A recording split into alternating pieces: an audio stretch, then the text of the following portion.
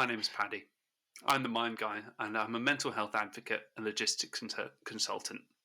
I've helped hundreds of logistics professionals with their mental health challenges both in and out of the workplace. April is Stress Awareness Month, so I'm trying to speak to professionals from across the industry about stress to find out what they've got to say on the topic. Today, I'm joined by Mark Cartwright. Mark's the head of commercial vehicle incident prevention. It's a mouthful. The head of commercial vehicle incident prevention at National Highways. So, as you can expect, he's a big advocate for improving road safety in the UK. Good afternoon, Mark. How are you? Very well, Paddy. Yourself? Yeah, I'm good, thank you. I'm good. So, we'll just dive straight in with the questions. And my first question to you is, could you tell us a little bit about your time in the industry? God, I've been in the industry probably 34 years now. Hard to believe, I know, but I was with the trade body, Freight Transport Association, for many, many years in a number of different roles. So I've been around the logistics, the freight industry, whatever you want to call it, for pretty much most of my working career. Joined, Wow.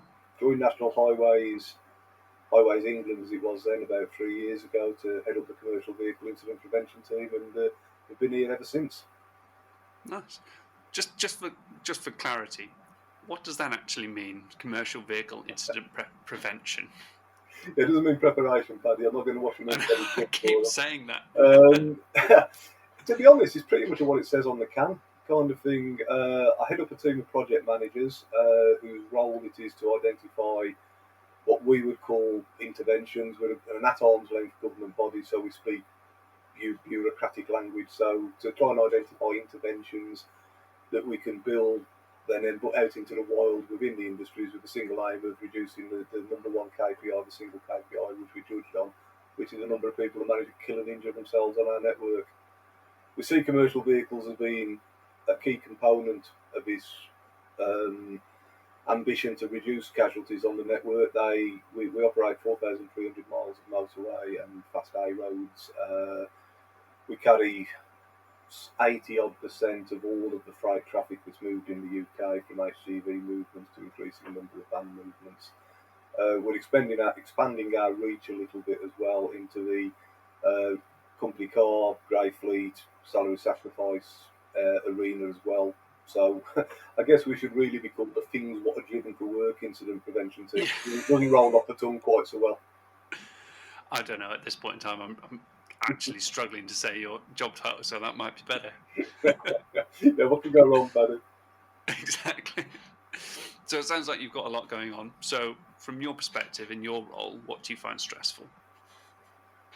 I guess it's the kind of botherations of working in a corporate environment from time to time are stressful. We're a project management team, so we're always wrestling with budgets and trying to defy the passage of time to meet deadlines and all the rest of it. But it's I don't think it's anything particularly above and beyond what most people in any kind of corporate environment come into. So there are day to day stresses. You like most people, we're trying to fit a quart into a pint pot most of the time in terms of time allocation and the resources we have available. But I guess that kind of sums it up. Yeah, no, that's fair. So you seem like a pretty chilled out guy, but what sort of effect does that stress have on you? I'd like to think it doesn't have that much an effect. To kind of put my cards on the table, I do suffer with bouts of depression every now and again. And sometimes it can trigger that a little bit, not very often and not to any massive extent, but I am conscious that is lurking around in the back of my psyche. But it does have an effect. I don't think it's a massive effect. I guess if somebody plugged me into a stress meter, it might be telling me there's more of an effect than I think that there is. But by and large, I'm pretty good at switching off and distancing and putting a bit of clear water between the day job and the rest of my work-life balance, I suppose. Yeah, yeah. I mean, I guess there's this kind of thing around when we talk about stress. Essentially, it's the upper end of pressure, isn't it? And so I think some people find that they find that sweet spot, and it sounds like you've kind of found that sweet spot of just before the hump of stress that actually Yeah, it's a good amount of pressure for you. I think so. I mean, I have to say, working for National Highways as an employer, they are actually quite mindful of the kind of pressures, and it was slightly funny actually during the kind of lockdown, the COVID period. They were that concerned about our well-being. Just the amount of time they were asking us how well we were was starting to get a bit stressful in its own right, slightly ironically. But no, it's fair. And I'm quite a believer in a bit of pressure isn't necessarily a bad thing. It's when it gets out of kilter. I talk to my team on a regular, daily basis, and we're always talking about how we are, and we're very mindful. But I'm very clear to them. To an extent, I'm expecting them to have a degree of pressure. That's the role that we're in. That's what we get paid to do. But obviously, the concern is when that pressure, as you say, boils up into a stressful situation with all the consequences of that. So I'm very mindful of it, to be honest, Paddy. Yeah, no, definitely. Good, good. So it sounds like you kind of got a good handle on it. And the next question I wanted to ask you was kind of how do you manage your stress? But it sounds like you've really got a kind of good technique in place there in terms of your mindfulness and managing that work-life balance. Would you say that's kind of fair? I think so. I mean, I think you need a degree of discipline to manage it, if I'm being honest. I've worked from home a lot, as do the rest of my team, and I know, firsthand, one of the big temptations of working from home is to do a bit more and a bit more and a bit more. So I'm pretty disciplined around that. When I finish work, I finish work, then I start again. Uh, I know it's a bit of a cliche. I was thinking about this before we interviewed Paddy. I do, I suppose, what most people do, or certainly recommended to do. I try and get a bit of time, try and get a bit of time away from the monitors, go down to the gym, walk the dogs, kick the cat. No, I'm only joking, guys. But just all the normal kind of stuff.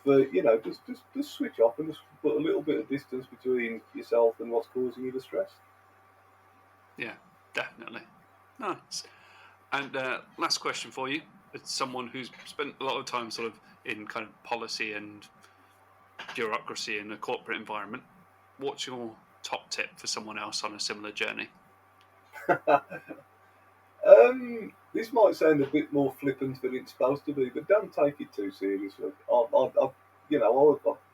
Life's slightly absurd. I always think we get worked up about all kinds of things, which in the big picture quite possibly aren't worth getting worked up about. Is concentrate on the good stuff. Your friends, your family, the things that bring you pleasure, the things that you can give pleasure to, and just don't take yourself too seriously.